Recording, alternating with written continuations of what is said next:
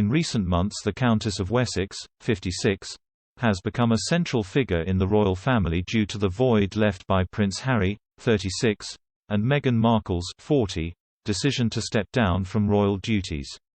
Sophie and her husband Prince Edward, 57, have conducted many interviews this year and made a number of public appearances, with the couple's strong bond and close-knit family considered important for the future of the monarchy.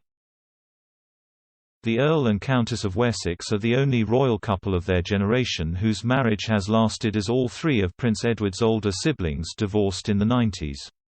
The couple's family values are considered crucial in restoring the reputation of the monarchy, while the pair have also emerged as a reliable source of support to the Queen.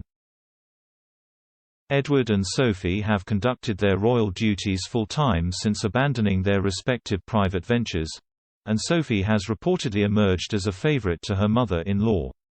Pod Save the Queen is hosted by Zoe Forsey and this week features Olivia Curno and Monica Smith of the Visions Foundation, a sight loss charity that does vital work to help those who are visually impaired.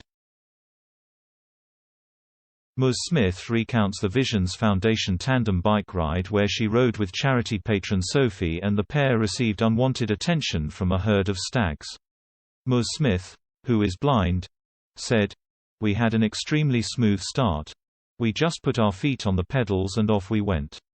We rode round the park and Sophie was describing various things that were happening. It was only one instant when she suddenly said, 'Oh my goodness.' She said there are some massive stags with big horns and I'm a bit scared about going past them. At that stage, I couldn't see how enormous these things were. But we managed to cycle past them and she breathed a sigh of relief."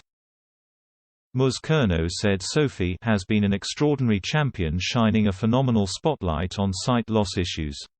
She's been involved with us but also with other national and international sight loss charities and is a real champion of disability inclusion. This is clearly a cause close to her heart.